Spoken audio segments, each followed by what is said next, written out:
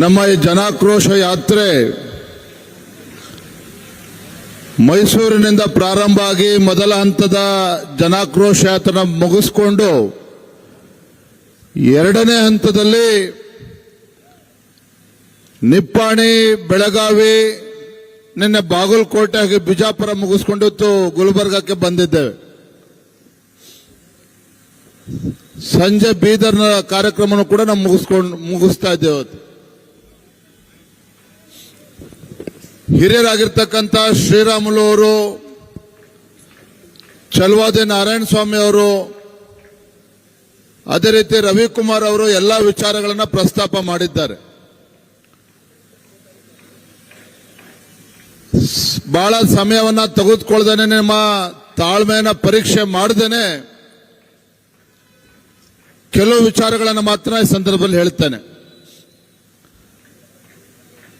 ಬಿಜೆಪಿಯ ಜನಾಕ್ರೋಶ ಯಾತ್ರೆ 3 ಕಾರಣಗಳಿಗೆ ನಾವು ಈ ಯಾತ್ರೆಯನ್ನ ಕೈಗೊಂಡಿದ್ದೇವೆ. ಚುನಾವಣೆ ಪೂರ್ವದಲ್ಲಿ ಕಾಂಗ್ರೆಸ್ ಪಕ್ಷ ಸಿದ್ದರಾಮಯ್ಯನವರ ಆದಿಯಾಗಿ ಕಾಂಗ್ರೆಸ್ ಪಕ್ಷದ ಎಲ್ಲ ಮುಖಂಡರುಗಳು ಅನೇಕ ಭರವಸೆಗಳನ್ನು ಕೊಟ್ಟಿದ್ರು. ಚುನಾವಣೆ ಪೂರ್ವದಲ್ಲಿ ಯಾವ ರೀತಿ ಭರವಸೆಗಳನ್ನು ಕೊಟ್ಟಿದ್ರು ಅಂತ ಹೇಳಿದ್ರೆ, ನಾವು ಅನ್ಕೊಂಡಿದ್ದು ಏನ್ ರಾಮರಾಜ್ಯನೇ ನಿರ್ಮಾಣ ಮಾಡ್ತಾರೆ, ಆ ರೀತಿ ಭರವಸೆಗಳನ್ನ ನೀಡಿದ್ರು. ಆದ್ರೆ ಚುನಾವಣೆ ಮುಗಿದು ಅಧಿಕಾರಕ್ಕೆ ಬಂದ ನಂತರದಲ್ಲಿ ಅದು ಯಾಕೋ ಏನೋ ಸಿದ್ದರಾಮಯ್ಯನವರಿಗೆ ಮುಖ್ಯಮಂತ್ರಿ ಕುರ್ಚಿ ಕೂತ ಮೇಲೆ ಅದು ಏನಾಗ್ತಾ ಇದೆಯೋ ನನಗಂತೂ ಅರ್ಥ ಆಗ್ತಾ ಇಲ್ಲ. ಸಿದ್ದರಾಮಯ್ಯನವರಿಗೆ ಮುಖ್ಯಮಂತ್ರಿಗಳ ಕುರ್ಚಿ ಮೇಲೆ ಕೂತ ಮೇಲೆ ಅವ್ರು ಏನೇನೋ ಭರವಸೆಗಳನ್ನ ನೀಡಿದ್ರು ಅವೆಲ್ಲವೂ ಕೂಡ ಸಂಪೂರ್ಣವಾಗಿ ಮರ್ತೋಗಿದೆ. ನಾವು ಲೋಕಸಭಾ ಚುನಾವಣೆ ಸಂದರ್ಭದಲ್ಲಿ ನಾವೇ ಆತಂಕ ಆಗಿದ್ವಿ. ಏನಪ್ಪ ಇಷ್ಟೊಂದು ಗ್ಯಾರಂಟಿಗಳ ಬಗ್ಗೆ ಚರ್ಚೆ ಆಗ್ತಾ ಇದೆ, ಪ್ರಚಾರ ಕೊಡ್ತಾ ಇದ್ದಾರೆ ಕಾಂಗ್ರೆಸ್ನವರು, ಹೇಗಪ್ಪ ಚುನಾವಣೆ ಎದುರಿಸೋದು ಅಂತೇಳಿ ನಾವು ಕೂಡ ಆತಂಕಕ್ಕೀಡಾಗಿದ್ದು ನಿಜ. ಅದು ನಮ್ಮ ಗ್ರಾಚಾರಕ್ಕೆ ಆ ಗ್ಯಾರಂಟಿಗಳು ಹಣ ಯಾವಾಗ ತಲುಪಿಸಿದ್ರು ಅಂತ ಹೇಳಿದ್ರೆ, ಇನ್ನೇನು ಮತದಾರರು ಬೂತಿಗೂ ವೋಟ್ ಹಾಕಬೇಕು, 2 ದಿನ 3 ದಿನ ಮುಂಚಿತವಾಗಿ ಗ್ಯಾರಂಟಿಗಳ ಹಣವನ್ನ ಪ್ರತಿಯೊಬ್ಬರ ಅಕೌಂಟ್ಗೆ ರಿಲೀಸ್ ಮಾಡತಕ್ಕಂಥ ಕೆಲಸ ಕಾಂಗ್ರೆಸ್ನವರು ಮಾಡಿದ್ರು. ನಾವು ಒಂದ್ ಕಡೆ ಟೀಕೆನೂ ಕೂಡ ಮಾಡಂಗಿಲ್ಲ, ಒಪ್ಕೊಳ್ತೇನೆ ನಾನು. ಆದ್ರೆ ದುಃಖ ಆಗಿದ್ದು, ಎಲ್ಲ ಒಂದ್ ಕಡೆ ಕಾಂಗ್ರೆಸ್ನವರು, ರಾಜ್ಯದ ಮುಖ್ಯಮಂತ್ರಿಗಳು ಸಿದ್ದರಾಮಯ್ಯನವರು ಒಂದ್ ರೀತಿ ಭಿಕ್ಷೆ ರೀತಿ ನೋಡ್ತಾ ಇದ್ದಾರೆ, ರಾಜ್ಯದ ಜನರು ಭಿಕ್ಷುಕರ ರೀತಿ ನೋಡ್ತಾ ಇದ್ದಾರೆ. ಒಂದ್ ಕಡೆ ಹೇಳ್ತಾರೆ ಮಹಿಳೆಯರಿಗೆ ಸರ್ಕಾರಿ ಬಸ್ಗಳಲ್ಲಿ ಉಚಿತ ಪ್ರಯಾಣ, ಪುಕ್ಕಟೆ ಪ್ರಯಾಣ. ತಾವು ದೊಡ್ಡ ಸಂಖ್ಯೆ ನಮ್ಮ ತಾಯಂದ್ರು ಕೂತಿದ್ದಾರೆ. ನಮ್ಮ ಅತ್ತೆ ಮಾಡೋರು ಶ್ರೀಮತಿನೂ ಕೂಡ ಮುಂದಿನ ಸಾಲಲ್ಲಿ ಬಿಸಿಲಲ್ಲಿ ಕೂತಿದ್ದಾರೆ. ಈಗ ಸ್ವಲ್ಪ ನೆರಳು ಬಂದಿದೆ. ಆದ್ರೆ ಒಂದ್ ಹೇಳ್ತಾನೆ, ಮಹಿಳೆಯರಿಗೆ ಉಚಿತ ಬಸ್ ಪ್ರಯಾಣ ಅಂತೇಳಿ ಘೋಷಣೆ ಮಾಡಿದಂತ ಸರ್ಕಾರ ಇವತ್ತು ಗ್ರಾಮೀಣ ಭಾಗದಲ್ಲಿ ಸಾವಿರಾರು ಬಸ್ಗಳು ಓಡಾಡ್ತಾ ಇಲ್ಲ. ಇವತ್ತು ರಾಜ್ಯದಲ್ಲಿ ಸಾವಿರಾರು ಬಸ್ಗಳು ನಿಲ್ಲಿಸಿಕೊಂಡಿದ್ದಾರೆ. ಅದರ ಪರಿಣಾಮ ಗ್ರಾಮೀಣ ಭಾಗದಲ್ಲಿ ನಮ್ಮ ಶಾಲಾ ಕಾಲೇಜಿಗೆ ಹೋಗ್ತಕ್ಕಂಥ ನಮ್ಮ ರೈತರ ಮಕ್ಕಳು, ಬಡವರ ಮಕ್ಕಳಿಗಂತೂ ಬಸ್ಸಿನ ವ್ಯವಸ್ಥೆ ಇಲ್ಲ, ಸರ್ಕಾರಿ ಬಸ್ಗಳು ಓಡಾಡ್ತಾ ಇಲ್ಲ. ಇವತ್ತು ಎಲ್ಲಿಗೆ ಬಂದ್ಬಿಟ್ಟಿದೆ ಕೆಎಸ್ಆರ್ಟಿಸಿ ಪರಿಸ್ಥಿತಿ ಅಂತ ಹೇಳಿದ್ರೆ, 6,500 ಕೋಟಿ ರೂಪಾಯಿ ರಾಜ್ಯ ಸರ್ಕಾರ ಕೆಎಸ್ಆರ್ಟಿಸಿಗೆ ಹಣ ಕೊಡಬೇಕಾಗಿದೆ. ಎಲ್ಲವೂ ಕೂಡ ಉಳಿಸ್ಕೊಂಡಿದ್ದಾರೆ ಹಾಗೇನೆ. ಯಾಕೆ? ಸರ್ಕಾರಕ್ಕೆ ದುಡ್ಡು ಕೊಡೋದಕ್ಕಾಗ್ತಾ ಇಲ್ಲ. ಮತ್ತೊಂದು ಕಡೆ ಪರ್ ಯೂನಿಟ್ ಒಂದು ಯೂನಿಟ್ಗೆ 36 ಪೈಸೆ ಜಾಸ್ತಿ ಮಾಡಿದ್ದಾರೆ. ಪರಿಣಾಮ ಏನು? ನಾವು ಉಚಿತ ಅಂತ ಹೇಳ್ತಾರಲ್ಲ ಇಲ್ಲಿ ಕಾಂಗ್ರೆಸ್ನವರು, ಇದರ ಪರಿಣಾಮ ಏನಂತ ಹೇಳಿದ್ರೆ ಒಂದು ಉದಾಹರಣೆ ಕೊಡ್ತೇನೆ. ಮೊನ್ನೆ ಶ್ರೀರಾಮುಲು ಅವರು ಹೇಳ್ತಾ ಇದ್ರು, ಪ್ರಿಯಾಂಕಾ ಖರ್ಗೆ ಅವರು ಗುಲ್ಬರ್ಗಾದಲ್ಲಿ ಯುವಕರಿಗೆ ನೌಕರಿ ಕೊಡ್ತೇವೆ ಅಂತ ಹೇಳಿ 4 ಕೋಟಿ ರೂಪಾಯಿ ಖರ್ಚು ಮಾಡಿ 4 ಕೋಟಿ ರೂಪಾಯಿ ಖರ್ಚು ಮಾಡಿ, ಅವ್ರ ದುಡ್ಡಲ್ಲ, ತಪ್ಪು ತಿಳ್ಕೊಬೇಡಿ ಮಾಧ್ಯಮದವರು, ಸರ್ಕಾರಿ ದುಡ್ಡು 4 ಕೋಟಿ ಖರ್ಚು ಮಾಡಿ 1 ಲಕ್ಷ ಯುವಕರಿಗೆ ಉದ್ಯೋಗ ಕೊಡ್ತೀನಿ ಅಂತೇಳಿ ಕೊಟ್ಟಿದ್ದೆಷ್ಟು 1200 ಉದ್ಯೋಗಗಳನ್ನ ಖಾಸಗಿದಲ್ಲಿ ನೀಡಿದ್ದಾರೆ. 1200 ಯುವಕರಿಗೆ ನೌಕರಿ ಕೊಡೋದಕ್ಕೆ 4 ಕೋಟಿ ರೂಪಾಯಿ ಖರ್ಚು ಮಾಡಿದ್ದಾರೆ. ಇದು ಈ ರಾಜ್ಯ ಸರ್ಕಾರದ ಕಾರ್ಯವೈಖರಿ.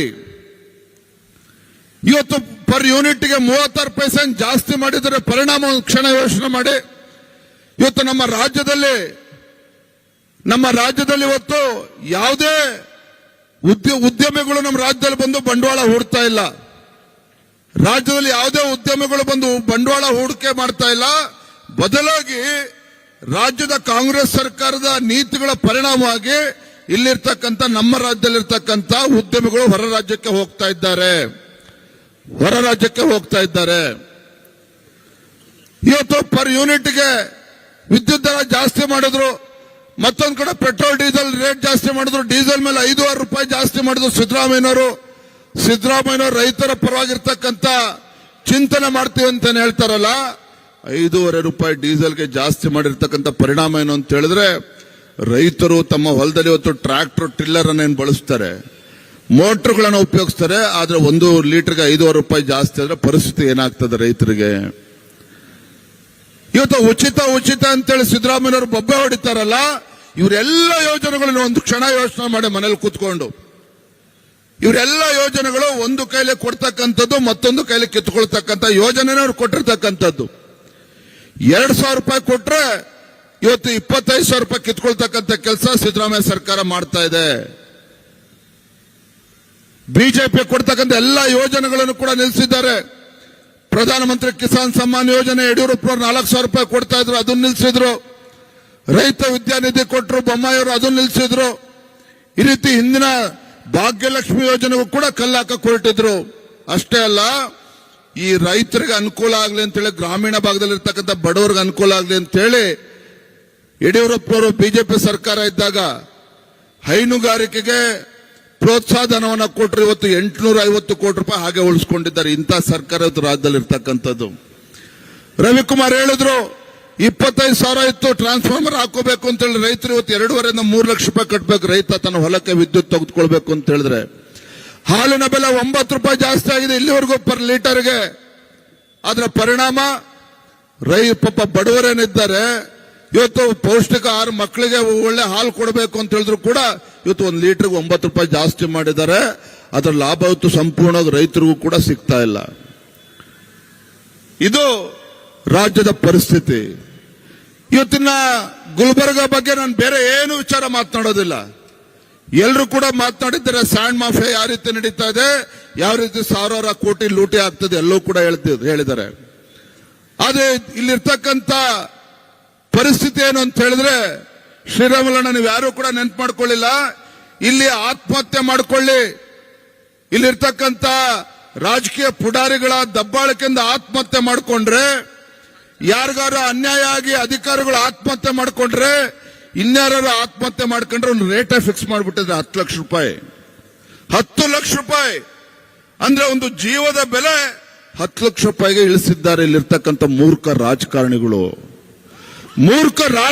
ಏನಿದ್ದಾರೆ, ಒಂದು ಜೀವಕ್ಕೆ 10 ಲಕ್ಷ ರೂಪಾಯಿ ಬೆಲೆ ಕಟ್ತಕ್ಕಂಥ ಕೆಲಸ ಮಾಡಿದ್ದಾರೆ. ಇಂಥ ನಿಚ್ಚ ರಾಜಕಾರಣಿಗಳು, ಇಂಥ ನೀಚಕೆಟ್ಟಂತ ರಾಜಕಾರಣಿಗಳು ಈ ಭಾಗದಲ್ಲಿ ರಾಜಕಾರಣ ಮಾಡಬೇಕು. ಒಂದು ಕ್ಷಣ ತಾವು ಯೋಚನೆ ಮಾಡಬೇಕು. ಸಚಿನ್ ಪಾಂಚಾಳ್ ಪರಿಸ್ಥಿತಿ ಏನಾಯ್ತು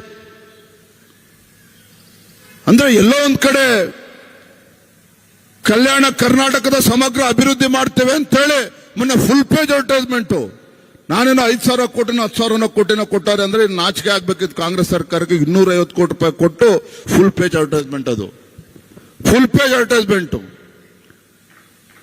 ಇವತ್ತು ಹಿಂದೆ ಯಡಿಯೂರಪ್ಪನವರು ಬಿಜೆಪಿ ಸರ್ಕಾರ ಇದ್ದಾಗ ಗುಲ್ಬರ್ಗ ಈ ಭಾಗದ ಅಭಿವೃದ್ಧಿಗೆ ಕೊಟ್ಟಿರ್ತಕ್ಕಂಥ ಹಣ ಎಷ್ಟು ಸಾವಿರ ಕೋಟಿ ಕೊಟ್ಟಿದ್ದಾರೆ. ಇವತ್ತು ಸಿದ್ದರಾಮಯ್ಯ ಸರ್ಕಾರ ಬಂದ್ಮೇಲೆ 8,000 ಕೋಟಿ ಕೊಟ್ಟಿದ್ದಾರೆ. ಬಹಿರಂಗಕ್ಕೆ ಚರ್ಚೆ ಬರಲಿ ನೋಡೋಣ, ಮುಖ್ಯಮಂತ್ರಿಗಳಾಗ್ಲಿ ಪ್ರಿಯಾಂಕಾ ಖರ್ಗೆ ಅವರಾಗ್ಲಿ, ಇವ್ರಿಗೆ ಯಾರಿಗೂ ಕೂಡ ತಾಕತ್ತಿಲ್ಲ. ಬಾಬಾ ಸಾಹೇಬ್ ಅಂಬೇಡ್ಕರ್ ಅವರ ಹೆಸರು ಹೇಳಿಕೊಂಡು ಇವತ್ತು ದಲಿತರ ವೋಟ್ ಬ್ಯಾಂಕ್ ಆಗಿ ಮಾಡ್ಕೊಂಡು ಇವತ್ತು ದುರುಪಯೋಗ ಮಾಡ್ಕೊಳ್ತಿದ್ದಾರೆ ವಿನ ಇವರಿಂದ ಯಾವುದೇ ರೀತಿ ಅಭಿವೃದ್ಧಿ ಕೆಲಸ ಕಾರ್ಯಗಳು ಮಾಡೋದಕ್ಕೆ ಸಾಧ್ಯ ಇಲ್ಲ.